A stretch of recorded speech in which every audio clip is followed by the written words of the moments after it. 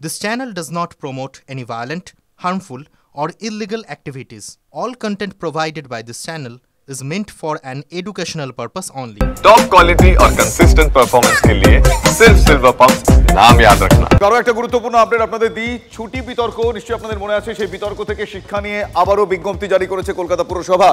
কর্তৃপক্ষের অনুমোদন ছাড়া কোনো সিদ্ধান্ত গ্রহণ করা যাবে না। কর্তৃপক্ষ অনুমোদন দিয়েছে, তাহলেই না দিলে কোনো সিদ্ধান্ত গ্রহণ করা যাবে না। সমস্ত কন্ট্রোলিং অফিসারকে বিজ্ঞপ্তি জারি করে জানিয়েছেন পুর কমিশনার ধবল জৈন। আরো বেশ কিছু তথ্য আমার সহকর্মী সায়ন্তর কাছে এই মুহূর্তে রয়েছেন। সায়ন্ত, এক্স্যাক্টলি কোন কোন বিষয়ের কি উল্লেখ এক্ষেত্রে রয়েছে আমি ডিটেইল জানতে চাইব। দেখো, শিক্ষা বিভাগের চিফ ম্যানেজার, বলা চলে suspended chief manager Siddharth Shankar Dhara যে ধরনের বিজ্ঞপ্তি জারি করে বিতর্ক তৈরি করেছিলেন, সেখান থেকে শিক্ষা নিয়ে কলকাতা পুরসভার কমিশনার ধবল জৈন নতুন করে সার্কুলার জারি করলেন এবং তিনি নির্দেশ দিয়েছেন যে অনুমোদন ছাড়া, বিশেষ করে কমিশনার, মেয়র এবং যে ডিপার্টমেন্টের তরফে ঘোষণা করা হচ্ছে সেই ডিপার্টমেন্টের এমআইসি ছাড়া কোনো রকম ছুটির ঘোষণা করা যাবে না, কোনো বাড়তি সিদ্ধান্ত নেওয়া যাবে না, এমনকি কোনো সিদ্ধান্ত সার্কুলার আকারে প্রকাশ করা যাবে না। চিফ ম্যানেজার, জয়েন্ট কমিশনার প্রত্যেকের ক্ষেত্রেই এই নির্দেশ কার্যকর করা হলো। মূলত যেভাবে বিশ্বকর্মা ছুটি এবং ঈদ উল ফিতরের ছুটি নিয়ে যাবতীয় বিতর্ক তৈরি হয়েছে, সেই জায়গা থেকে শিক্ষা নিল পুরসভার কমিশনার এবং পুরো প্রশাসন। এই অবস্থায় সার্কুলারে এও বলে দেওয়া হয়েছে।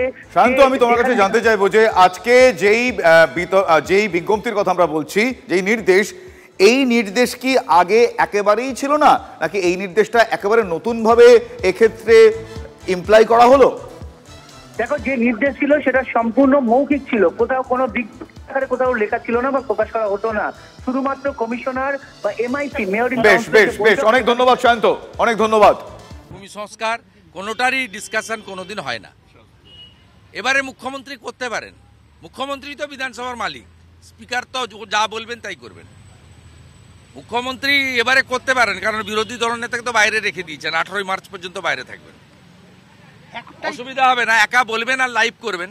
যে রাজ্যে বাজেট লাইভ হয় না, সেই রাজ্যে উনি অ্যাপাং ওপাং ঝপাং, আমি হিন্দু, আমি ব্রাহ্মণ, আমি ব্যানার্জি বাড়ির মেয়ে, আমি দেবত্ব সম্পত্তির মালিক, আমি মহাদেবের দিকে মাথা করে শুই, ওগুলো বলার জন্য লাইভ করা হয়। একটাই খালি প্রশ্ন, হঠাৎ কেন অভিষেক বন্দ্যোপাধ্যায় বলতে হলো বিজেপিতে যাবো না? ও একটা চোর ডাকাত, 20 মিনিট বক্তব্য রেখেছে, 10 মিনিট বলেছে আমি চোর না, আর 10 মিনিট বলেছে বিজেপিতে যাবো না। বিজেপি ওই রকম মালকে নেয় না।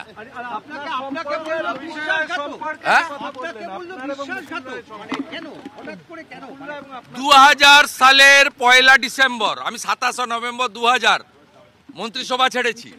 2000 সালের 1 ডিসেম্বর ও আমার পা ধরেছিল শ্যামবাজার 5 মাথার মোড়ে।